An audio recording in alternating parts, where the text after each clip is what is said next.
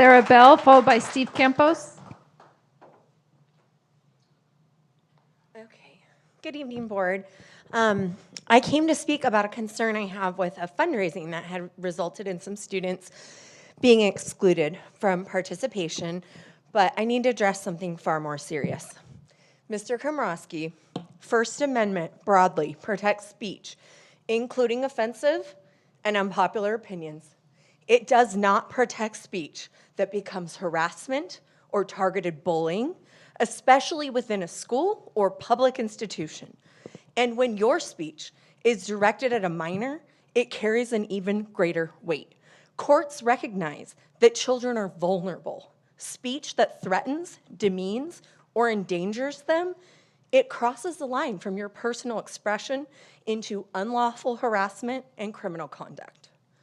When an elected official further mischaracterizes the DSM-5 to publicly imply or diagnose a student in this district and allege a mental illness on the dais, it not only spreads misinformation, it violates ethical and professional boundaries and puts any child you're speaking of that way at risk. It's not okay. What I came here to talk about, as a longtime volunteer in this district, I'm also a special need parent and substitute teacher, giving you the background for the context of my concern is fundraising with outside companies that I've recently observed. I do know how essential fundraising is. In elementary, I served on a PTO board, and that board fully funded the kids' field trips, 100%. They weren't going on field trips without us. But as a sub, in the last couple of years, I've seen kids kindergarten to 8th grade coming back to class after these assemblies, and they're upset. They're crying. Their parents aren't going to be able to do the thing that night, so they get the golden ticket so they can get the prize. And they're told, even the middle school kids, they're told not to fill that out themselves. They're told it has to be done by a parent. And so at one middle school this year, students have to raise $50 cumulatively to attend the celebration of the results of these fundraisers.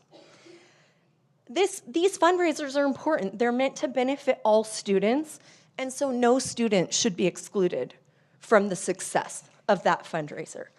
I'm not here just to complain. I have a simple suggestion. I'm not suggesting we stop fundraising. Let's just make it inclusive. Kick it off. Give everyone a little bracelet. At the end, let everyone celebrate. It might be much less elaborate than the event that you had to pay $50 to go to, but it would send a far more meaningful message that every student belongs. And as my 17 years experience, when those students are connected to their school, they perform better in socially, emotionally, and academically. Thank you. Steve Campos, followed by Lindsay.